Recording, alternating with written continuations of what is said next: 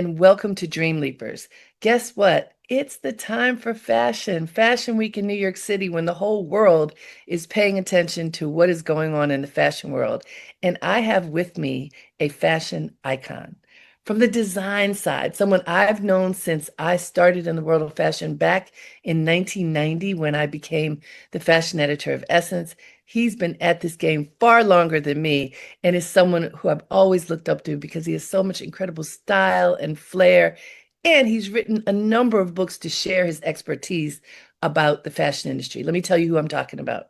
We are meeting with a man with a vast legacy spanning luxury menswear, fashion literature, and influential style.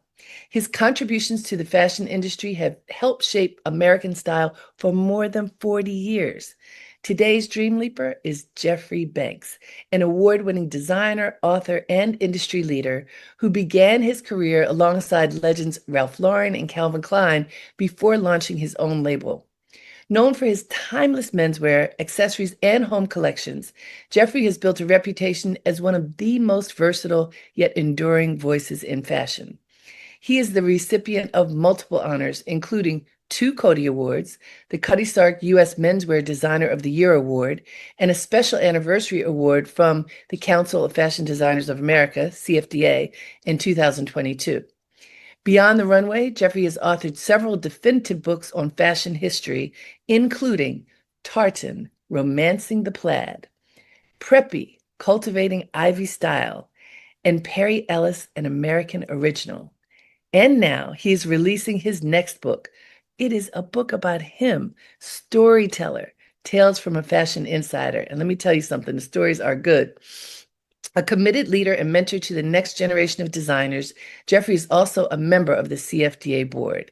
Today, he joins us to share his extraordinary journey from working with fashion icons to becoming one himself.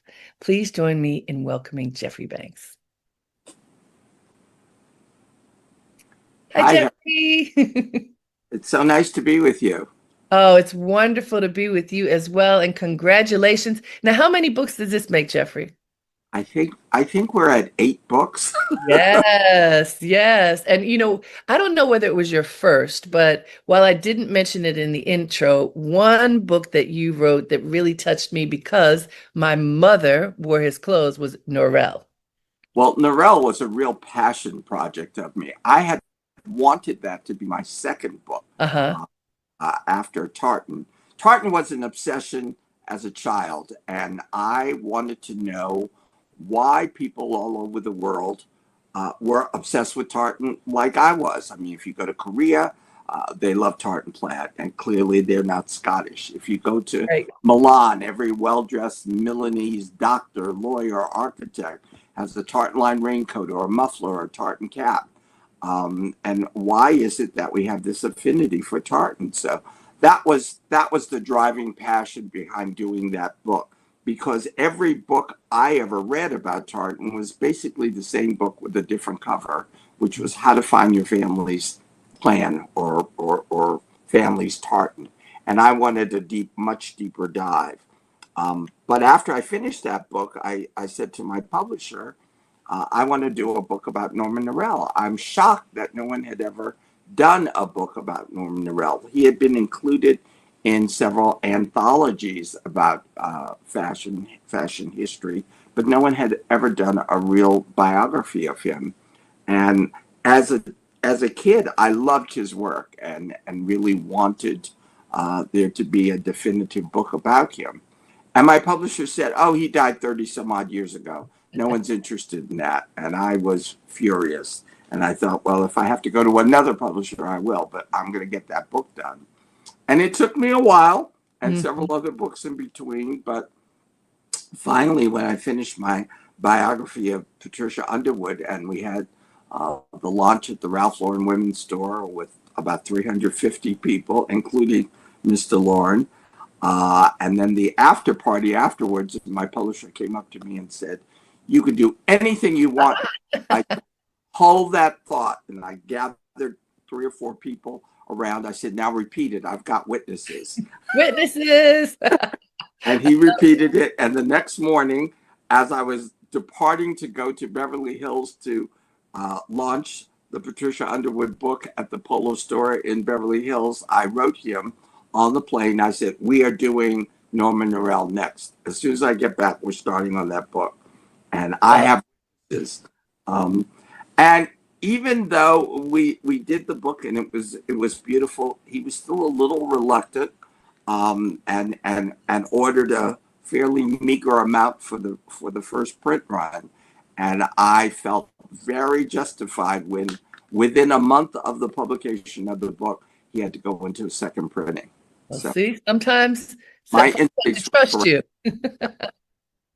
Sometimes folks have to trust you. That's so funny. So in your book, Storyteller, you're doing exactly what you just did for us just now, which is to tell stories. You have so many stories, Jeffrey, and I love how generous you are in sharing them. Uh, you talk a lot about your mother, and Mhm. I remember having met your mother on a number of occasions, and she's such an incredibly regal woman with fantastic style. And what is her age now? She is 104. She will be 105 on January 3rd. That is amazing. That is absolutely amazing. God bless her.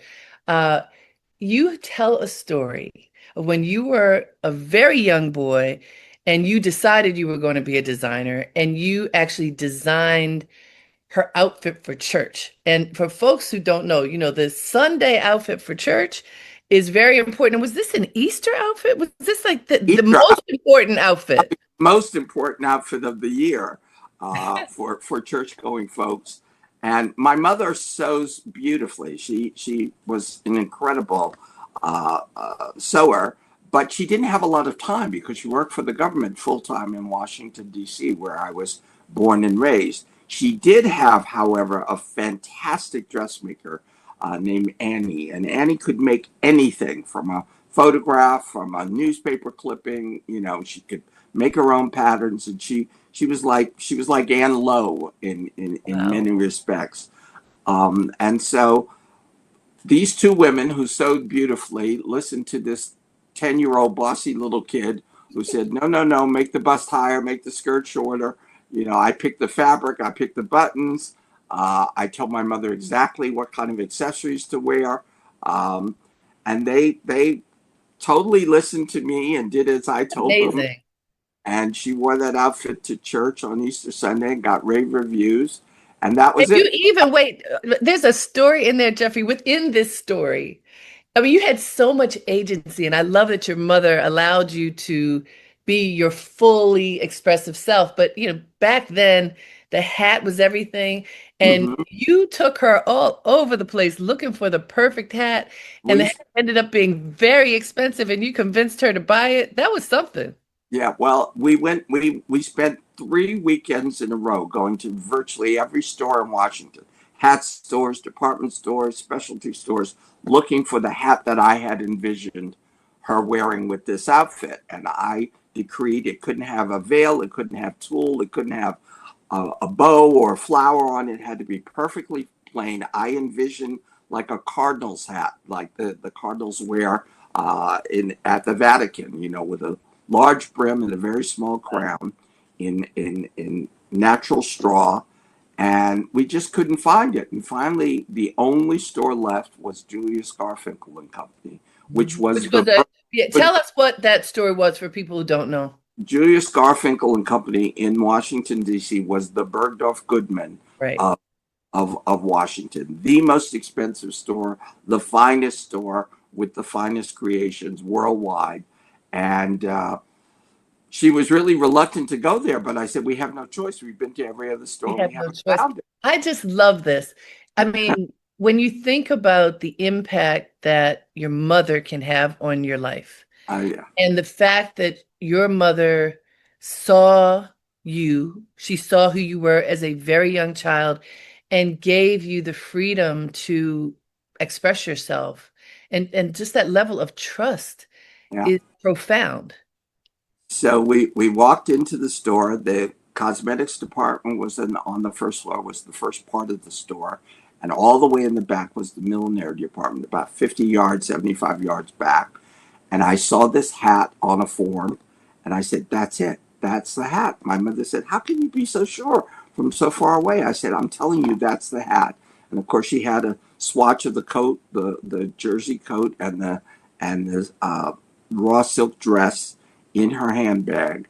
And we walked to the back of the store, and we took out the swatches, and they matched perfectly this hat. And she tried the hat on, and she was a little nervous because she's a petite lady, and she thought maybe the brim would be overpowering, but it was perfect. It was perfectly proportioned. And she said, "My God, you were correct. This hat is perfect. It's perfect." And then she turned the hat over and saw the price.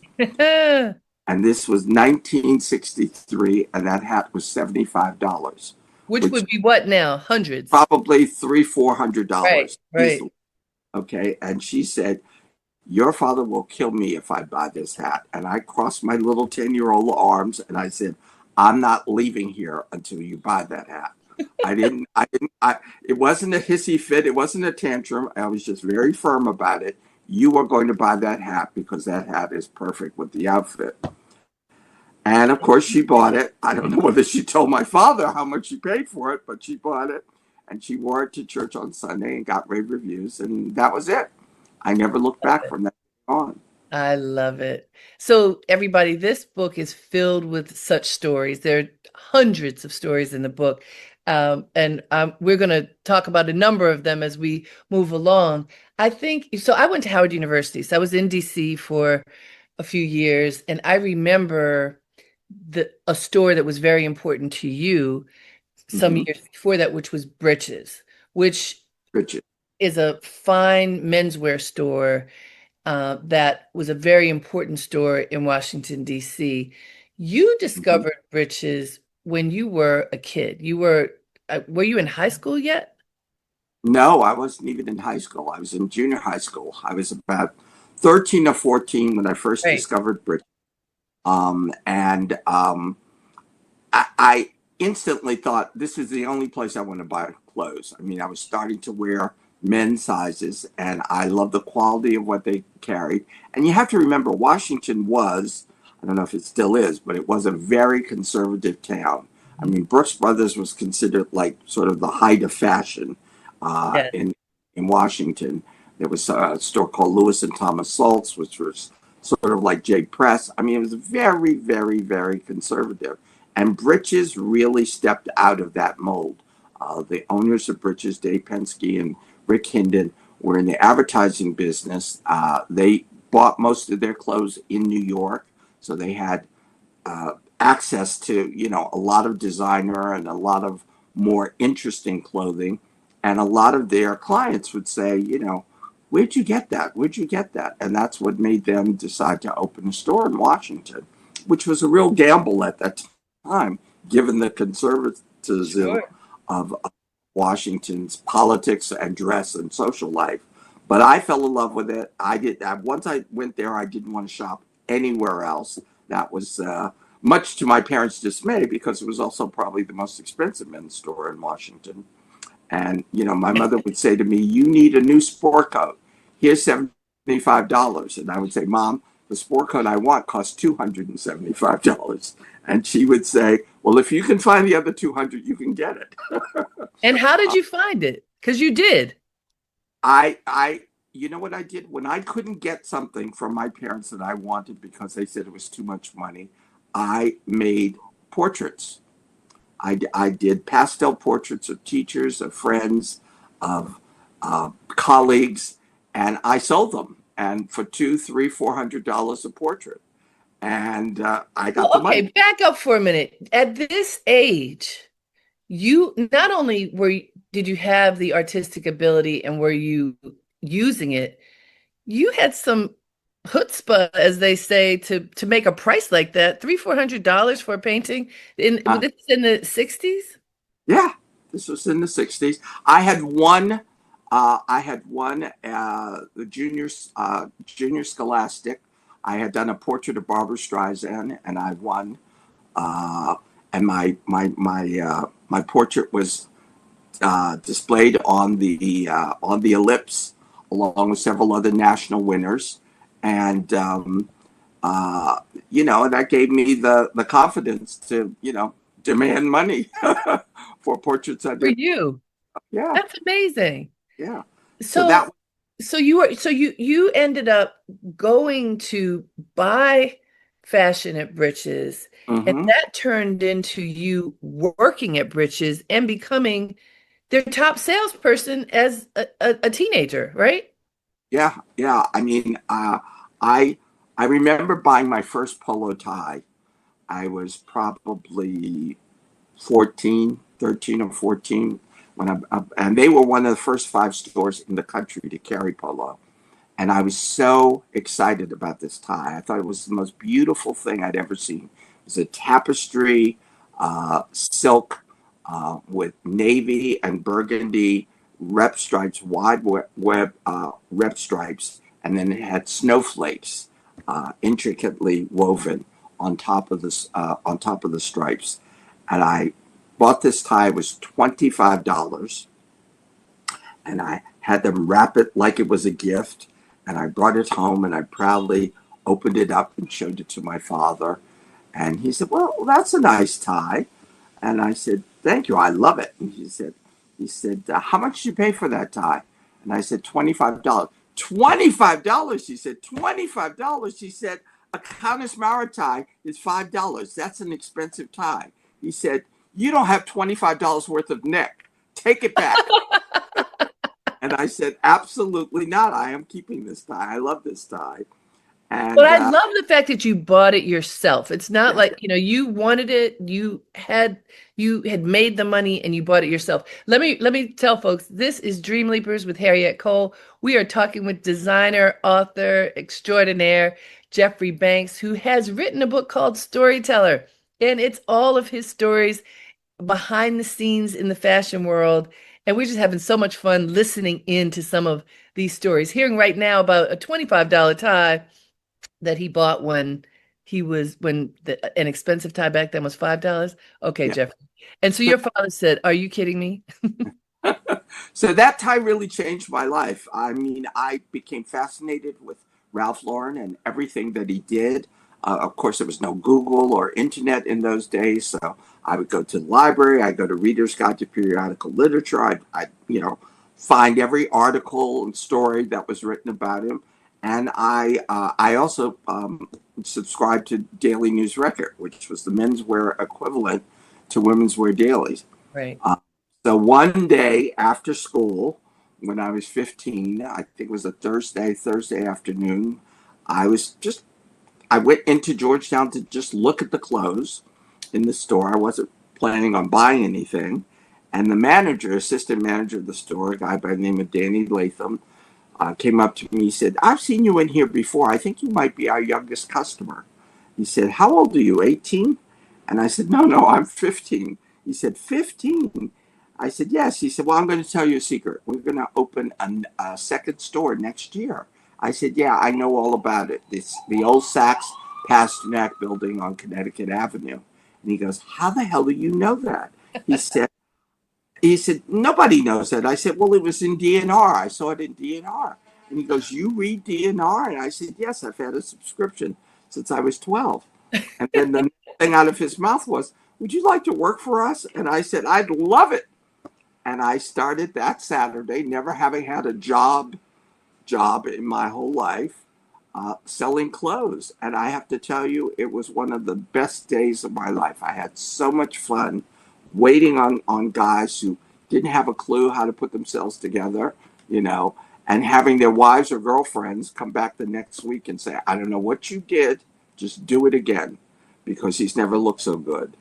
So Um, Jeffrey, how did the other salespeople react to you? Here's this very young black boy. We're talking about, just in during civil rights. I mean, just for context, for folks to right, hear, right. your story is when I read your book and just know you, it feels like such a charmed story in the best possible way. But you were growing up still. This is Washington, D.C., Uh huh. that as at the height of civil rights. I cannot imagine. And you're young too. I am sure there were people who were like, "Get that little boy out of here." Well, I have to tell you that the salespeople were all career salespeople in their 20s, 30s, or older. And most of them were men. There was one female salesperson. Her name was Natasha. She was from Russia. She was absolutely beautiful, like a combination of Natalie Wood and Ava Gardner. Wow. And I have to say, that day, that first day, I learned my first life lesson, which is how to make friends with people who really don't like you. Because they felt like I was, taking the money out of their Sure. pocket. But I assured them I'm only here one day a week. I'm not on commission. You know, I'm getting a weekly salary, and I just love working here. And fairly quickly I got them on my side, and we worked together. And by the next year, when they opened up the second store, I was sent to open up that store because I had become one of their top salespeople. And did you end up making commission? Uh no, I didn't. I didn't, but I my salary increased. My Okay. salary All right. quite a That's bit, good. quite a All bit. right. And I was working, during the summers I was working 6 days a week, 6 days a week. And I increased my working during the school year to Thursday nights as well as Saturdays. So you were working a lot. I was working a lot and loving every minute of it. It never seemed like work to me. It really didn't. In fact, I was loving it so much that Dave Penske's mother and father had a little tiny store across the street, almost like in an alleyway from the Britches store where they sold ice cream. And they needed a little help. So I would go and work at Britches on Saturday during the day. When Britches closed at 6 o'clock, I'd run across the street and work with his parents in the ice cream shop. That's fun. And what were your parents saying about all of these experiences that you were having? Well, I think they loved that I had the independence to do that, and that finally I wasn't asking them for money for clothes because I all the money I made. Believe me, every dollar I made went back into I my know it wardrobe. did. I know it did. I never took home a paycheck. I just gave it back to them every week. But But it ended up paying off because of this incredible career that you've had. So, we know of Ralph Lauren as this legendary designer who has had such an impact on the world, and he had an impact on you, and you not only met him through Britches, but mhm. ended up working for him. So I don't want to give away all the stories. So let's tell us something that you'd like for us to know about working with him. What is Ralph Lauren like? The thing I love the most about working for Ralph was the fact that from a very early age, I met Ralph when I was 16. I started working for him when I was 17. 3 weeks out of high school, 2 months before I started college, he always treated me as an adult and as an equal. If he was invited to a black tie function, I was invited. He always listened to my opinions about things. Um, I talk in the book, and I'm not going to give away the whole story, but when he won his second Cody Award, he asked my opinion about what he should do for the award show. I gave him my idea. He loved it instantly, and we stuck to it. And that became his vision for receiving his second Cody Award. That's amazing. So there is a story that you tell that I'm going to say most people aren't aware of. This is historic. Now, I think I can't remember whether this was for Ralph Lauren or Calvin Klein, so you'll tell me. But I think it's Ralph.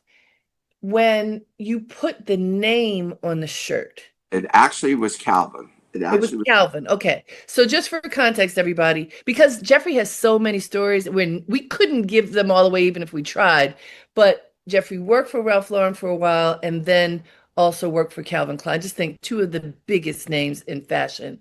And for Calvin Klein, just context, think about the clothes that you have in your wardrobe now. Everybody who's tuned in, most of us have clothes with the designer's name on the outside, the name on the shoulder, on wherever, big logos. That was not a thing in the 70s, Uh, certainly. And what happened was when Calvin hired me, um, I I decided I wanted on my first day of work I wanted to bring him a little present, and I knew that he loved the color chocolate brown, Mm. uh, the chocolate brown car, and I knew that was his favorite color at the time. So I bought a couple of chocolate brown T-shirts and a couple of white T-shirts, and my friend Tommy Gingerella was printing on T-shirts in his loft down in Soho, and I took the T-shirts down to Tommy. I took the Calvin Klein logo from a press kit, and I had Tommy silk screen the name on the bicep of the T-shirt. So on the brown T-shirts, it said Calvin Klein in white. On the white T-shirt, it said Calvin Klein in brown. And I put them in a beautiful gift box with brown and white ribbon. And This is your uh, first day at work? my first day at work, I brought it to Calvin as a gift for hiring me, and he was very touched by it. But he said, I like this and I appreciate it so much, but I could never wear my name on my sleeve. I just couldn't do it. I would feel funny doing it. And I said, okay. And he put the open box on the credenza behind his desk. And shortly thereafter, Barry Schwartz, his partner, came in and saw the box. And he said, is this in the line? And Calvin said, no, no, no. This is a gift that Jeff gave me. And I would never wear it, but it's very sweet. And Barry said, gosh, I wish it were in the line. And he actually said that to me at one point. And so then I did something about 6 or 8 weeks later, as we were the night preparing the first resort show that Calvin had ever done, which was pastels and bright colors. Um, I took one of every T-shirt in every color, put them in the shopping bag, went at like 10 o'clock at night down to Tommy's loft and asked him to silkscreen Calvin Klein in white on the bicep of each one of these T-shirts. Uh, Brought them back the next morning and asked the sales girls who were seating press and buyers for the fashion show to wear that T-shirt as they. And I mean, that could have gotten me fired for sure, but I it was bet. the idea I had. And so they did. They all wore all the sales girls wore the T-shirts, and they sat the buyers for the show. The T-shirts in the show did not have the Calvin Klein logo printed on it. They were just plain. Right. And the show was very successful. And the next morning, they had their first market appointments, and all the buyers said, "No, no, no, we don't want those plain T-shirts. We want the ones you guys were wearing as you sat us for the show." And that's how it started. And all of a sudden, the buyers were demanding that it have the Calvin Klein logo on the. And Tommy all of a sudden went from having this tiny little business to having to hire people because he was To do the printing silk screening. round the clock. And eventually we had to use the factory because we just couldn't keep up with the demand. But Tommy What did. year was this, Jeffrey? Oh gosh, this was probably 1973, 1974. So this And is shortly after that, Calvin decided to do jeans and underwear. so I Success. was in college when Calvin Klein jeans came out and Brooke Shields was wearing the jeans. Mm-hmm. Like nothing comes between me and my jeans, I think was that the Nothing comes between me and my Calvins. Calvins, between me and my Calvins. Right. So Jeffrey, I was at Howard University. This was, I don't know, the early 80s, whenever that was. Mm-hmm. And I will never forget because just like you're describing buying the tie for $25, so the jeans cost about I think they were $54. Mm-hmm. And they were hard denim. When I remember them, they honestly, sorry, Calvin, but they weren't even cute. They had a square butt. They were so hard Mm-hmm. that the denim was so hard, it was hard to even sit comfortably in it. But Brooke Shields had them on. They were sexy. My friends and I bought them. We wore them with 3-inch pumps. You know, Mm-hmm. like ladies who lunch with our jeans on and fancy belts, and we sent them to the dry cleaners because they were so expensive that, Exactly. and we just You knew we were carry everything. they became like this status item, They were. affordable status item. Yes. And but for a college student, it didn't feel affordable. No, well, it was more aspirational for a college student, but Right, it was right, still acquirable. It wasn't $250 jeans or $400 jeans. It was, right. you could obtain that. And That's that was one of the real geniuses of Calvin.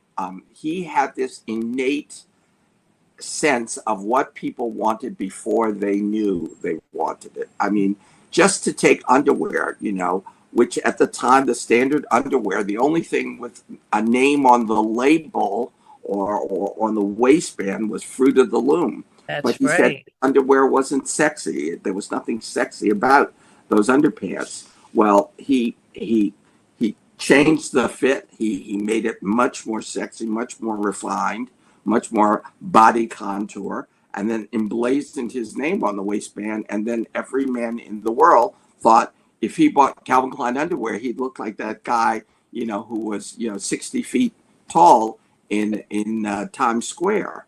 And then he did the same thing for women. I mean, at that point, women didn't wear mannish underwear. They wore, That's true. lacy bottoms, That's right. or mother bloomers. And Calvin sexed up men's underwear for women with the Calvin Klein waistband, which he lowered and made the sides higher and sexy, very, very sexy, and made it something that you felt like you had to have. You absolutely had to So have. you worked for two real geniuses in fashion Mm-hmm, as they were on the ascent in their careers, and you got a front row seat at how they thought and how they offered clothing to the public successfully. mm-hmm, There came a moment when it was your turn right. to do your own thing. Can you tell us how that happened? Oh, What wait, happened? hold on. Before we do that, see, I'm just going, going, going. Let me remind folks of where we are. Huh? Are you all with me? This is Dream Leapers with Harriette Cole, and we are going all in with Jeffrey Banks, learning about his career, which is really giving us a full perspective of the fashion world, actually for many decades. And we're just getting a little taste of it in talking about his new book, Storyteller. So, Jeffrey, tell us how did it come that you had the Jeffrey Banks collection? What happened was I was out working for Calvin and I was in charge of all the licensed products. That was belts, that was scarves, that was umbrellas, that was home and home bedding, that was furs. But I kept encouraging Calvin to go into menswear because that's what I wanted to design. And we would put men's things in the women's shows. We'd have a few male models with clothes to coordinate with the women, but we never produced them. We never planned to. We never made them or sold them. Finally, after a year and a half, I convinced him to go into the menswear business. He signed a deal with Bond Clothing up in Rochester, New York. It was to be tailored clothing and sportswear. And Calvin said, I'm taking you out of everything else, and you will be vice president of design for menswear. And I was, I think, all of 21 years of age. Wow. And that was a pretty heady thing. And I was very excited, and I started putting together mood boards and developing the line, reaching out to all the fabric suppliers. And shortly thereafter, the deal fell through.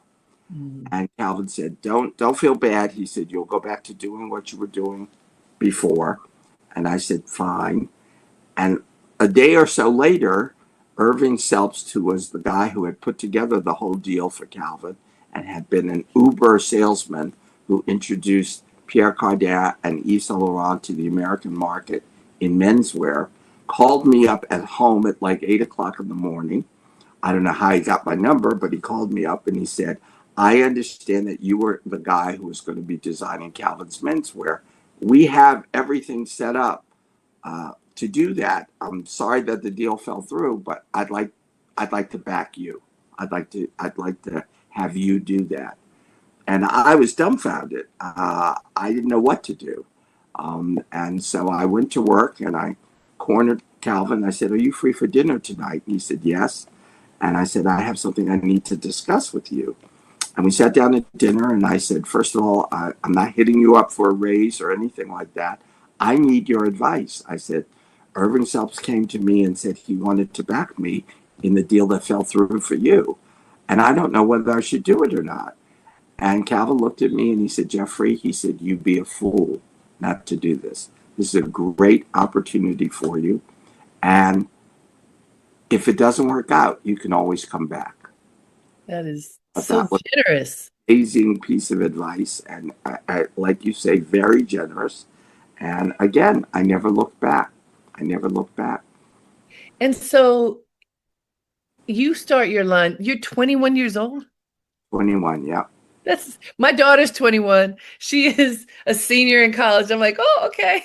Wow. At 21 years old, you get backing for your own line. So for anybody, Dream Leapers, Jeffrey, most of the people who tune in are people who are looking to manifest their dreams. And we are listening to you manifesting your dreams from a very, very young age. And there's one dream that leads to another dream.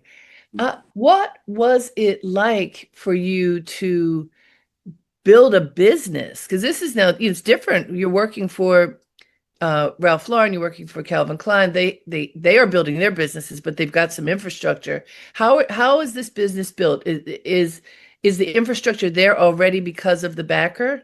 The infrastructure was there and the Okay. man capability was there, Hmm. but I had to come up with, what I saw as a vision and a direction.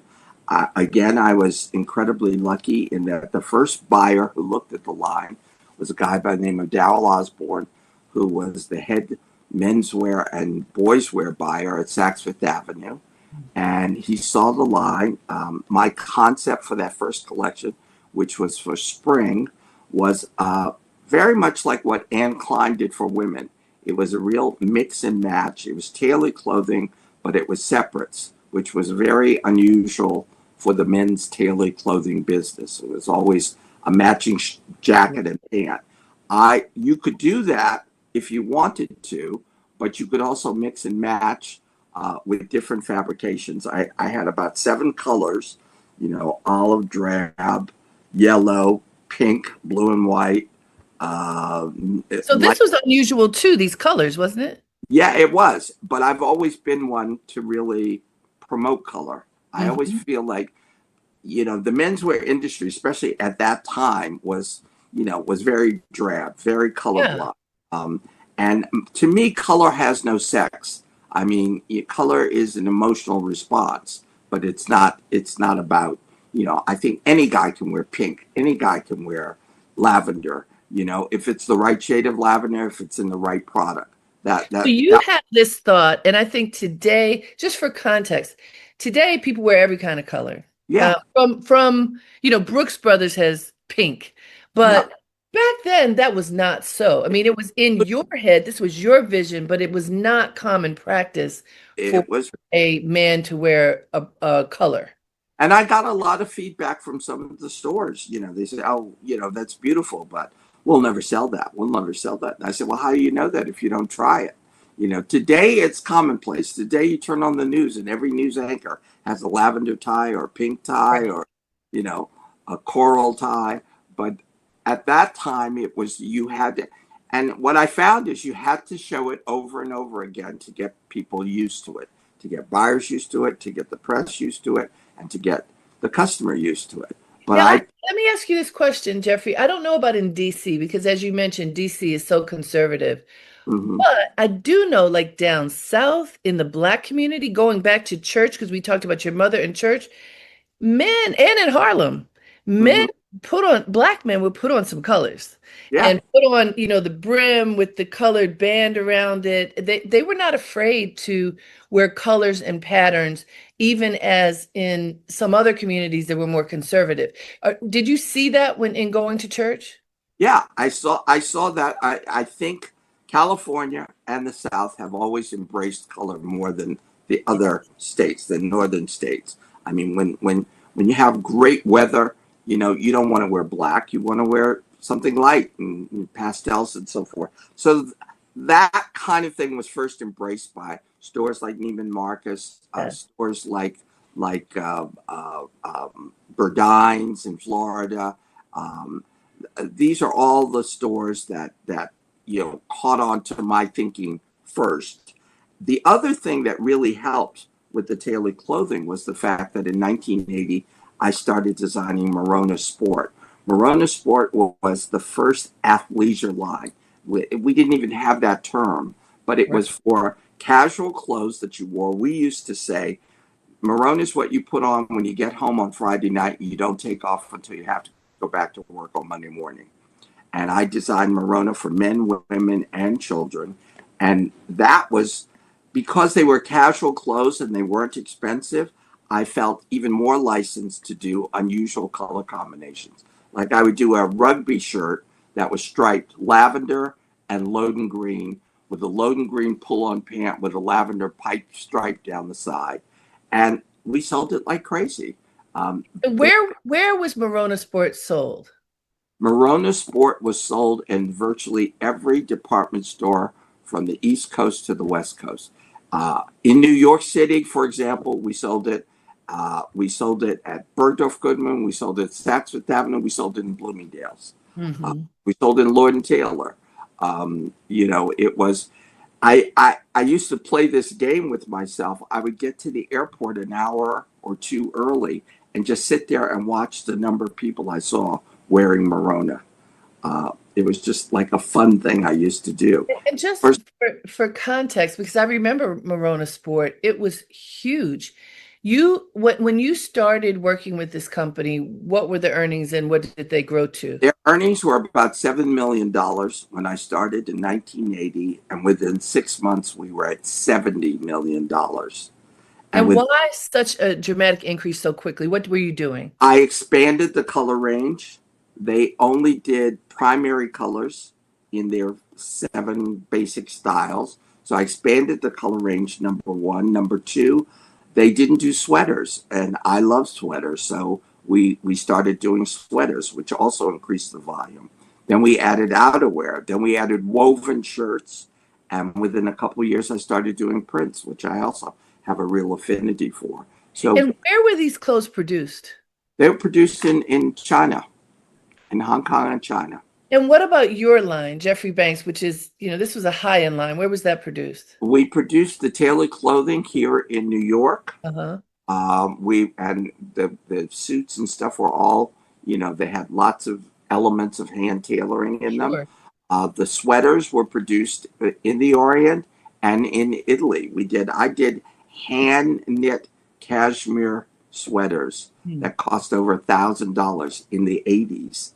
Um, it was just a passion of mine, and I thought, I'm going to try this. And believe it or not, we sold out of every one in Bloomingdale's, and that was a tremendous price point for uh, Absolutely. sweater at that time. I mean, today it's nothing. I mean, you see plain machine knit cashmere sweater for $1,000, but in those days to have 6-ply hand knit cashmere sweaters, Bloomingdale's sold every piece of what they ordered. What what you won the Cody Award twice. The Cody Award would now be the CFDA award, right? That it was Right. a Was person. the world's Oscar. Yeah. And when I was 13 years old, I made a 10-year plan. I I decided that I wanted to uh, live in New York by the time I was 23, which I did in my own apartment. I wanted to have won a Cody Award, if possible, by the age of 23. And then I made a list of the 10 people I most wanted to meet by the time I was 23. I did meet three of them. I did meet the Truman Capote. I did meet the Duke and Duchess of Windsor, but I did meet the other 7 people: And who were some of those seven? Ralph Lauren, Givenchy, Barbara Streisand, Audrey Hepburn, Richard Avedon, Fred Astaire. So I Pretty accomplished all of good. it. And in my first year as a designer with my first collection of menswear, I was nominated for Designer of the Year. In I your first year. In my first year of business, Wow. yes. And I had no thoughts that I would win. I was I was up against some pretty stiff competition, designers who'd been around longer than me. So I really didn't think I would win. But also, I was surprised when the Cody committee decided to honor me by giving me a special award, the first time it had ever been offered, for my first fur collection. So at 23, I won my first Cody Award. And a few years later, I won my second one as Designer of the Year. That's exciting. And so talk about this vision boarding that you were doing at such a young age. Um, was your mom like that or your dad, or where did that come from? I don't know where it came from. I don't think it came from my mother or my father. I mean, my parents instilled in me and my sister the idea that we could be and we could become anything we wanted as long as we were dedicated to working hard. Yep, That was their thing. You got if you want something, you got to work hard for it. that's Uh, it. but they never put up barriers, or they never made us feel that there were any barriers because of our color, because of our situation where we came from. It was really you have to do what you want. We will support you in whatever it is that you want as long as you're willing to work for it. Nobody's going to hand you anything. Hmm. I was kind of shocked when I got to college, my first year of college, that other kids didn't think like I did. I thought I thought I was normal and they were abnormal. Um, you know, I couldn't understand how you could be a freshman in college and not have a plan about what it was that you wanted to be. You're spending your parents' money. How come you don't know what you want to do? I mean, when I think about it now, I was the one who was unusual, not the other kids in college. But people who have that kind of vision, and not everyone does, it's true. I think it's really fortunate when you do have a sense of what you want to do with your life. But when you don't, it's tough. It's really Yeah, tough. yeah. And the other thing that I found throughout my life is that I I don't know why I became a designer, because designing is all about change, constant change. And I don't particularly like constant change. I like things that stay the same. I could wear the same shirt every day. I could eat the same thing every day. Um, and I was always very resistant to change for many, many, many years. But as I got older, I understood that change is not necessarily a bad thing. It opens up different avenues. If you'd ever told me that I'd go on TV to sell something that I designed, I would have said you're crazy. But now I embrace it. Now I love it. I just went back on HSN after 4 or 5 year hiatus, and it was thrilling. And we sold out of a lot of things. I Uh, love that. Hey I, guys, let me let folks know this is Dream Leapers with Harriette Cole. We are immersed in conversation with Jeffrey Banks, and all these stories that he's telling, many of them anyhow, are in his new book, Storyteller. It is a must read if you are interested in fashion. It's not just Jeffrey's story, but it's really a look at the fashion industry and how it evolved through the eyes of someone who has been on the fashion stage since he was a teenager. I love this. So, Jeffrey, we just have a few more minutes left. And in this time, a few things I'd like to ask you about. One, I would be remiss if I did not ask you about the legendary Giorgio Armani, who just passed. He was truly a visionary in fashion. it changed fast. He changed fashion. What did you know him, and what are your thoughts about him? I was very lucky to have met him. Actually, before I even met him, the very when he did his very first ads around 1975, 1976 in the Uomo Vogue, they were probably a 20-page spread. I remember them so distinctly. I think I still have the issues. The left-hand page was a solid white page with George Armani in the middle, his name, and then the different manufacturer who made, whether it was leather, whether it was raincoats, whether it was tailored clothing. He had these collaborations, and he got all of these companies to pitch in to pay for these ads. The right hand page was a close up picture, and all you saw was a guy from here up. So you really did, this is all you saw of the clothing. And it kind of intrigued me to want to know what the clothing looked like. The guys were all handsome. They were all different.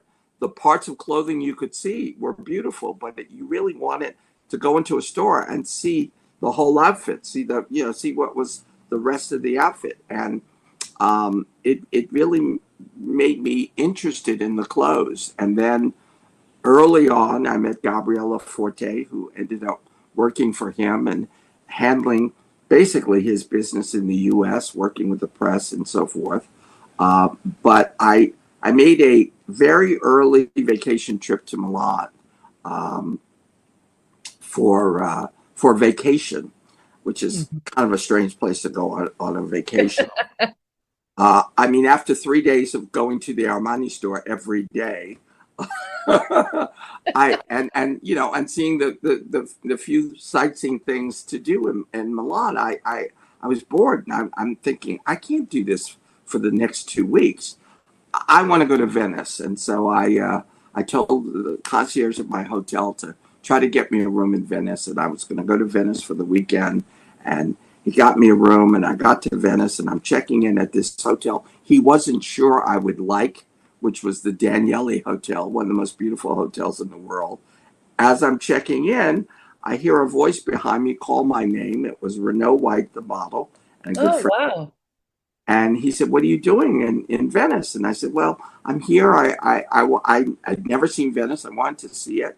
I said, "What are you doing?" He said, "I'm doing the Armani show tonight at the Hotel de Ban." I said, "That is one of the reasons I came to Venice, because I wanted to see that hotel, which is prominently featured in the movie Death in Venice." And he said, "Well, I think I can get you an invitation to the show." I said, "Really?" He said, "Yes." He said, "The only thing is, I think it's black tie." I said, "That's not a problem. I brought my tuxedo with Of me." course you did. You're Jeffrey Banks. I had never done that before. And I left most of my luggage back in Milan. But for some reason, the smaller bag that I packed, I put my tuxedo and all the accessories in that bag. I don't know why I thought I'd have a chance to wear in July. Okay, You we've know, got one more minute. What was it like meeting Giorgio Armani? he was amazing. I met him after a CFDA Awards after party. I got to the after party early. He was there along with the host, and no one else was there yet. So I got alone time with Giorgio Armani, Love and it. Oh, I spoke in my broken Italian. He spoke in his broken English, but it was very special to meet him on that one on one. that's beautiful. Jeffrey, your book is just fascinating to read. I love your voice, and hearing the stories from you out loud is just really fantastic. Congratulations. Thank you very much. And I can't wait to hear how others receive the book. But it is truly fascinating. And God bless your mother. I just recently lost my mother at 95, but she had a full, amazing life. And I know your mother continues to. So give her a hug for me. I will. I will. Thank you, Thank dear. you. Yeah. And thank you to all of you for tuning in. I just hope you enjoyed listening to Jeffrey Banks as much as I did. I've been knowing him for a long time, and it is a blessing to know him and to share in all these wonderful stories. Until next time, have a great day and make it count.